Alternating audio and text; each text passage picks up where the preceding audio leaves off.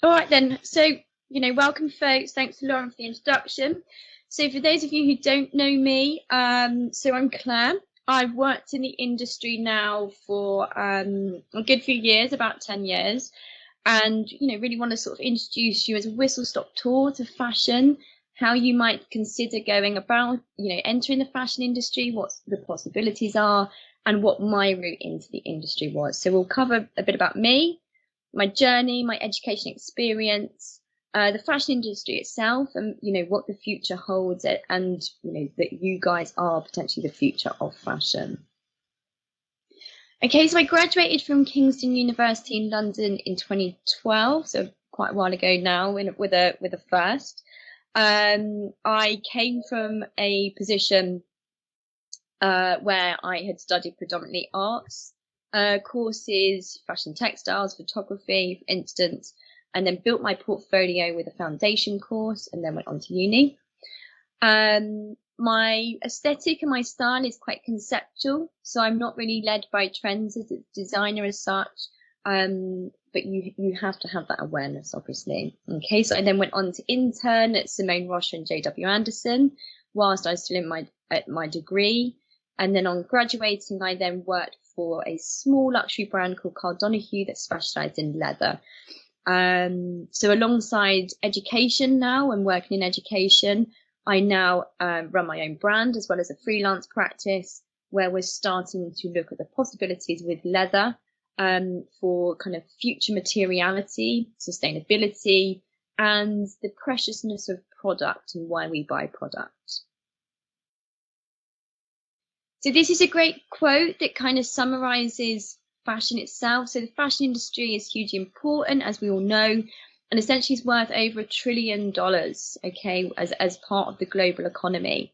I always throw this out there because I'm very conscious that fashion, for me, when I was growing up with friends who weren't interested, whose friends' parents weren't interested, found that it could be quite a flippant industry to enter into.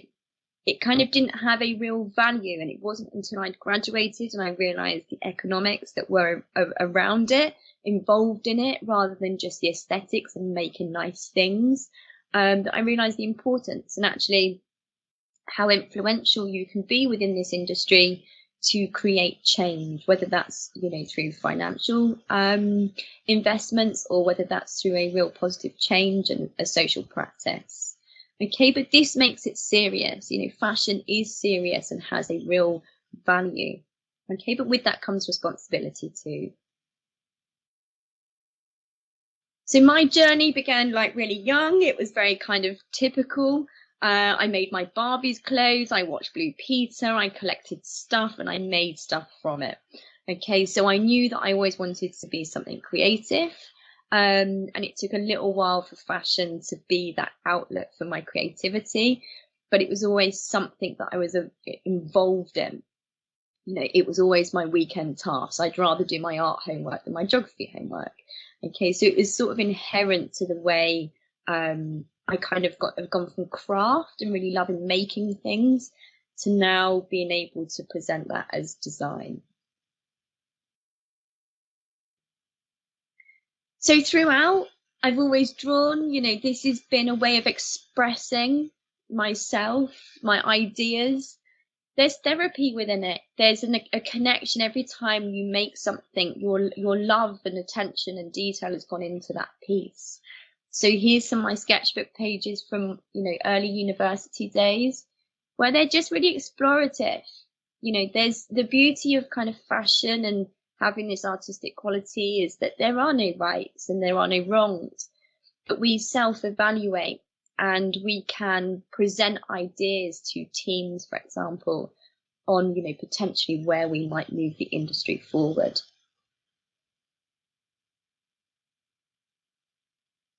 This is the first Vogue that I purchased at the age of I think about 11 or 12. I conned my mum into buying me, and it resonates. I remember opening the pages and I saw a leopard print coat and I wanted it. I wanted to be part of that. There was something that felt so far removed from my own upbringing. I come from a very working class family. no one had ever shown any interest in fashion or kind of pursuing this artistic lifestyle. And I got a glimpse of it. I saw this world that I could potentially be involved in or make a difference in. I found it intimidating. You know, you look into these pages that are beautifully styled at Kate Moss, but I could look past that gloss, and essentially it was speaking the same language that I understood, which was expression through garments, through clothing, the way that you dress yourself, but also you dress others. You have this creative vision, and your final outcome, rather than be a beautiful painting, is the way in which you sculpted around the body. Essentially, that's what fashion design is.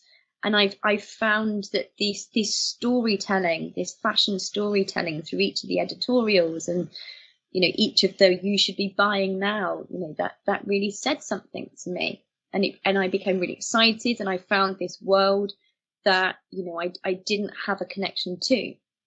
So my biggest task at this point was, you know, whilst I was at secondary school, was actually understanding how I got there. You know, there was no one around me I could ask, so I had to find my own way into it. Okay, so I went to exhibitions. I looked at McQueen's work and Galliano's, and I wanted to be part of that. By going to exhibitions, I realized that it was more than just fashion. Fashion becomes part of a lifestyle. It's within you. You know, there is that dedication to your craft. You know, you never learn everything. There's a constant learning process. And for both McQueen, that you can see on the left, which was the Voss collection, which was really influential for me, and for Galliano, I also learned that you could kind of take risks. You know, growing up, I was quite introvert. I was quite quiet. And I found my voice through fashion. I developed, you know, this personal opinion, this confidence in being able to express things that I may not have said growing up through my work, you know, and then when other people were wearing it, that felt fantastic. There was that connection. It's that visual language.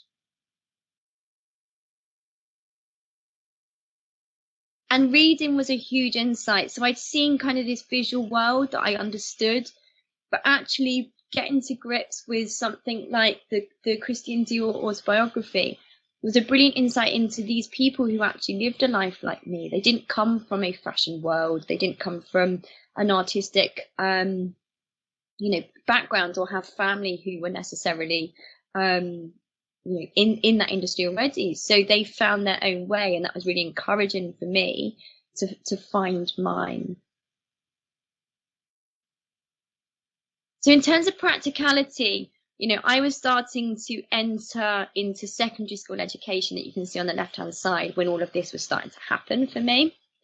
So I decided then, alongside my, you know, my must-have GCSEs, you know, it had to have an art focus. So art, design and textiles were my predominant choices outside of, you know, the regulatory GCSEs.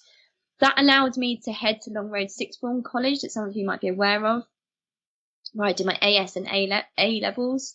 And all of these were specialising pretty much in art and design, so photography, fashion and textiles, and textiles. So I had a technical background from design and technology, as well as this artistic and very creative led vision through both the photography and the fashion. So by A levels, I was arming myself with all of these skills that I knew I might be able to use going forward to complete, you know, a fashion degree.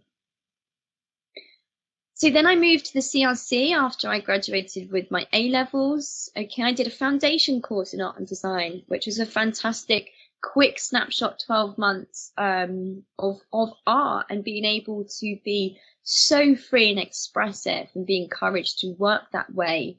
You know, that was amazing for me to build up a really innovative and exciting portfolio to then prepare myself for university. So even when I was at college, you know, I knew I wanted to go to university. I wanted to move away from home. I wanted to experience, and be so amongst all of this life that was happening in order to inspire me to make creative decisions. So with the help of my foundation course, I took my portfolio along to lots of different interviews through UCAS to go to university. Kingston University was my first choice, and I was very fortunate that I got my place on the course. Just out of practicality, it was a very brutal interview. It was very honest, and I came away feeling that I wouldn't have got the place. I felt quite negative about it. But actually, those were then my tutors. I found out that when I joined, those were my tutors who were interviewing me, and it was tough love. They hopefully could have seen my potential at that point, and they knew that they had to push me further. So my time at university was fantastic, the most challenging 3 years of my life. But the point is that you're encouraged to be that individual, to have your own opinions and have that quiet confidence to go out into this fashion industry, to create, to influence people.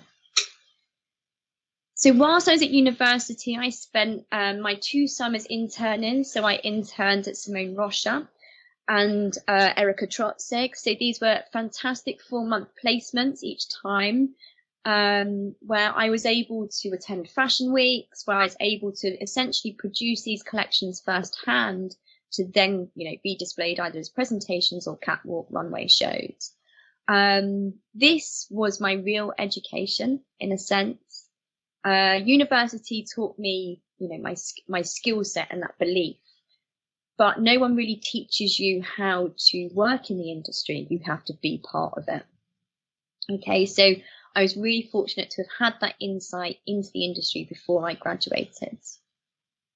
So I went on to graduate in 2012, and I had a little bit of time out to sort of reset before going back into fashion. And then I did various different internships. So you can see some of them listed there. I tried out denim. I tried out, more conceptual, J.W. Anderson, for example, accessories with Sophie Hume. And then gradually I got my full-time womenswear position at Carl Donahue, and then went on after about 5 years to then begin to freelance and develop my own kind of practice. So from an education perspective, this is something for anyone to bear in mind. So the most successful students draw on and integrate their own life experiences. Having your own identity in fashion is so important. You have to bring a voice into the industry. And particularly now more than ever, that comes from, positive change as well as making beautiful things. But I realized, by my 3rd year of university that actually my upbringing, that I was scared didn't fit with fashion. So this working class background that I didn't think would fit was actually my strength. It meant I had very different qualities. I had very different perspectives. I saw fashion in a different way. I wasn't afraid of certain kind of opinions or my work not being well received. I had a different viewpoint. So essentially your own voice, forging that voice as part of your process is what makes you individual and unique. And that's what's really employable. Okay, so you can see some of my experimentation from my university days. Not do we just sketch, but we make things. We develop all of these skills from 2-dimensionals to 3-dimensionals that arm us so we can undertake this creative process. Okay, you can see some further developments here. And this is how I still work as a designer. Okay, so all of this stuff is still very, very relevant. So my advice on internships for whoever's starting to think about this, try and get a minimum of 3 months if you can, even if this is on a part-time basis. If you can take a day out of your education to go and intern in a studio, by the time that you reach your 3rd year, your graduate collections or enter into the industry, that's really going to prepare you. It's a brilliant way to get names on your CV and get your foot in the next door. Okay. Tutor recommendations is always good. So speak with your tutors. Let them know how you're what you're interested in, where you want to go. Okay, so then with those recommendations, obviously that elevates your position, and therefore you're more likely to get into these kind of houses. Okay, and also with applications, this could be direct emails that are quite speculative, or this could be through a very formal process online, for example. Either way, get the contacts of people who are in HR, for instance, or in design teams. There's never any harm in trying. The worst thing that can happen is that they say no. But quite often people need people. We all need new teams. We all need new life. And new life comes with new blood, which is young graduates and young creatives. So internships as a whole gives you life lessons. Not only does it tell you how to work within fashion, but it tells you how to order coffees, how to organize things. It's invaluable. That inner workings of a business is essential to understand in order to be able to succeed. Even if you're creative, you still need to understand, what your sales team is saying. If a style doesn't sell that season, you haven't done your job right. Okay, so you're constantly evolving. Okay, so these are some examples from my portfolio. So this is the type of stuff I was producing upon graduating. My aesthetic, and as a designer, I love the world around me. I'm very interested in form and shape that is around me and the people that are around me. I don't look at fashion. So I read fashion every day. I read about art every day. I'm in touch with all of that. I know what's happening, which is essential. But to innovate, you need to start to be able to bring in inspirations from the rest of the world. The world and our environment has so much to give, and it's really important that we understand that and we can bring it to our own practice. Within design, clothes are our medium. It's the way it speaks, but it doesn't have to be our starting point. Okay. As a designer, I tell stories. I always have a narrative. I always have a muse in mind. So this collection was very much based on the idea of seeking perfection, a modern day Frankenstein, for example, where, this creation was this absolute obsession of a creator. And at the time, as I said before, it's connected to our own personal experiences. This was the type of student that I was. I was obsessed. I had to find a way to express that, before I became too anxious about it. And actually, it was my strength and it became my collection. Okay, so here's my graduate collection. So this was, the previous slide was my starting point. This was my proposed ideas, and here they are as reality. So during this time, I'll be totally honest, there was a huge amount of sacrifice. I never really went home to see family during this time. There was a huge financial investment. My savings went on my collection. It went on my work experience. So there is sacrifice in fashion, but the results are enormous at the other end. So you just have to kind of have that bit of determination to get you there, and that real drive to get you there as well. Okay, and here's a couple more images too. So it was very sculptural, all based in white. It was that idea of obsession and perfection. This also allowed me to be introduced, working very collaboratively. So you never work on your own in fashion. You work with your team of pattern cutters, seamstresses, those who can make this happen too. So you're never alone in fashion. Okay, and that's really important to consider. So here's my top 5 tips then. So you can see on the right-hand side, getting stuck in, this is what fashion is all about. So you need to be open-minded, okay? And always say yes, even if you think at the time, is this really what I want to do? You know, when you're in that position, you know, within your young careers, you have time to be able to decide. You know, at times it feels the opposite, but you do have time, and you know that your progression in the industry is going to be over a long period of time.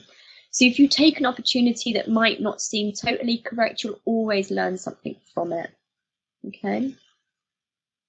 Point 3 is always be prepared to work hard. There are late nights, there are early mornings, there are every weekend working. Okay, that is the reality for anyone's young career in fashion. Okay, you can start to change that in the way in which you decide to work as you progress and you become in that position.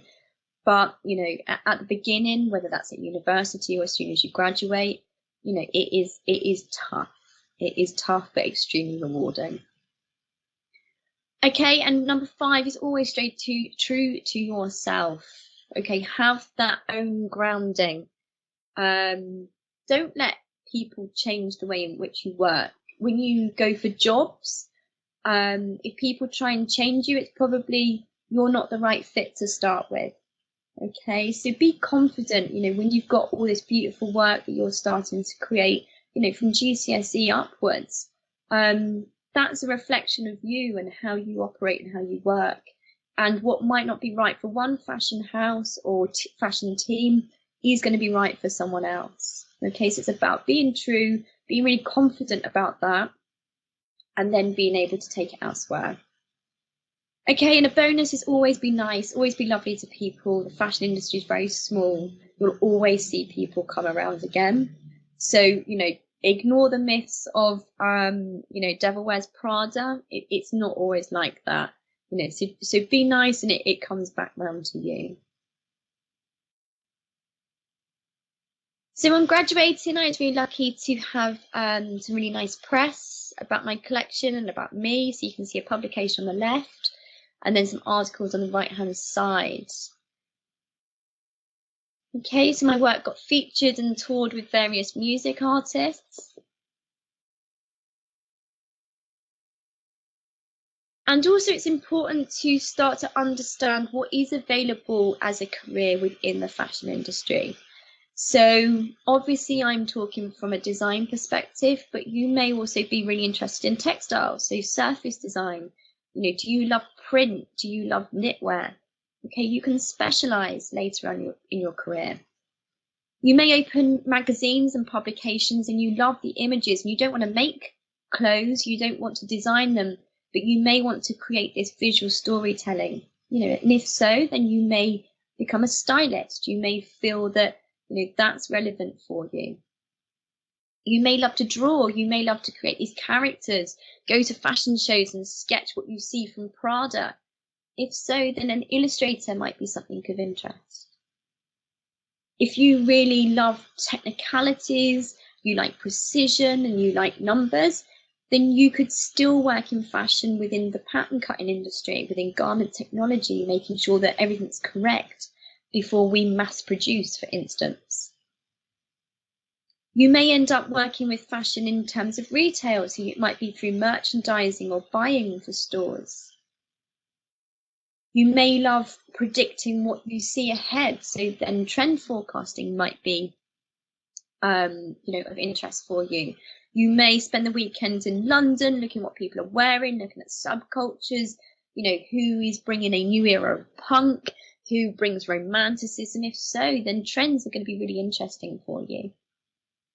Okay, you might love website design, coding, you know, the analytical side of fashion through sales and e-commerce.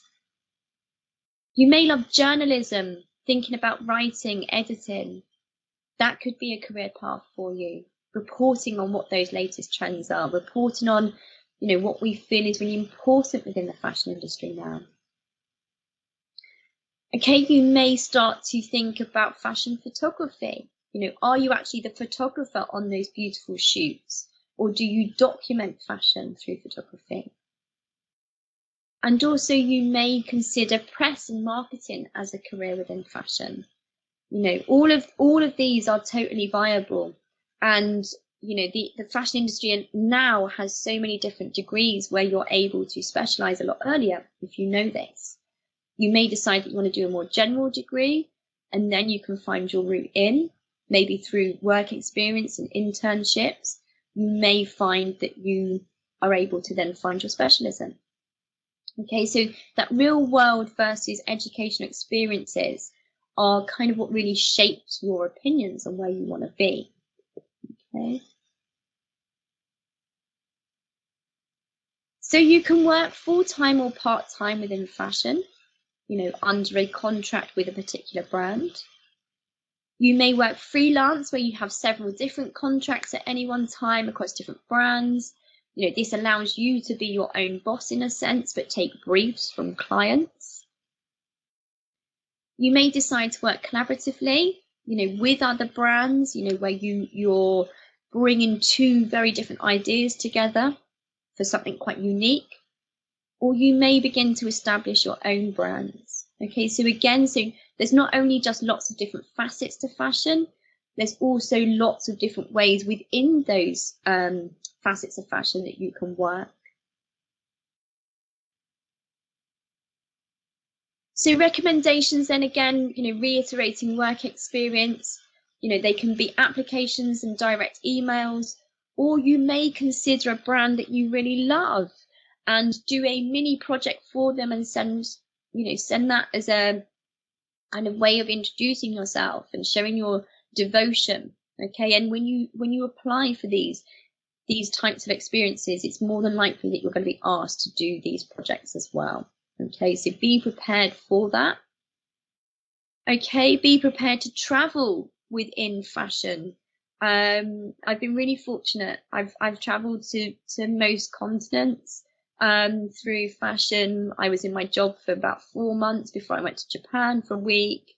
Then I'd go annually, have several trips to Spain, to Copenhagen, to Milan, to Paris. So be prepared to travel. Obviously, we're in a slightly different post-pandemic world now. So travel is starting to pick up, or we've found new ways to travel. But definitely when you're attending trade fairs or you're working with clients, or those manufacturers as well. Okay, press is a huge part of it. Think about how you establish your connections to the industry, as well as those collaborations. Okay, so here's my work featured on the catwalk at Simone Rocha. Okay, and here was my supporting project to go with that. So I went back to Simone's and was able to, be given a brief by her in which I could then design from. So you can see some of my responses here, and then my final illustrations. Okay, and then here's another example of a portfolio project that we'd expect to see. So this beautiful research on the left-hand side and our responses on the right through materials. Showing your process, again, it goes back to who you are as an individual. Okay, how you express a certain idea. And everyone has a different view, everyone has a different aesthetic. Okay, and here you can see some final product. Okay, so you're looking at press. So here's 2 pieces that I designed whilst I was at a luxury company called Donahue. And it's so rewarding to see, someone choose to go and either borrow your piece from a press showroom or to go and purchase. Okay, here's more work that I did that was featured on the Dua Lipa tour. And here's how I started to collaborate within the industry. So I worked with set designers, photographers, and filmmakers as well in order to produce my own brands. And this is where I'm at now in my career. So alongside being an educator, lecturer, I now collaborate with people. I now have my own leather brand in which we look at bespoke product. We reanalyze objects and we hope to fall in love with them again, through this development of leather and our understanding of product. Okay, so again, words of wisdom. So lots of different levels within the industry. So don't find pressure, find what works for you, take your own route. Your success is judged in so many factors. It's definitely at the beginning not through financial reward in fashion, but it's what you're getting out of it. Never compare yourself against anyone else. That's really important. Otherwise, that's when you become very influenced and you change your perspective. Most people are absolutely amazing. They're so interesting. You all influence each other. Okay. Fashion is full of smart and serious individuals. So despite, what my first experiences of telling people that I wanted to do fashion and having to kind of find that quote of it being a serious industry, everyone's really bright in fashion. You've got to be witty, you've got to be quick, you've got to come with that confidence. It's really hard, but incredibly rewarding. And it's not like the devil wears Prada. Okay. So before I leave you and take questions, consider what the future of fashion looks like. And for you guys, who could be the future of fashion, what are your own beliefs and wants for the fashion industry? It has been notoriously documented in a very disappointing light at times. So, are you a sustainable person? Is technology the way in which you want to encourage change and positivity? Do you want to work with inclusivity and diversity and community within your practice as a young creative? And how do we reconnect? These are some of the areas that you might consider, or you might have really strong beliefs on already, that start to shape the future of fashion and what that fashion landscape looks like.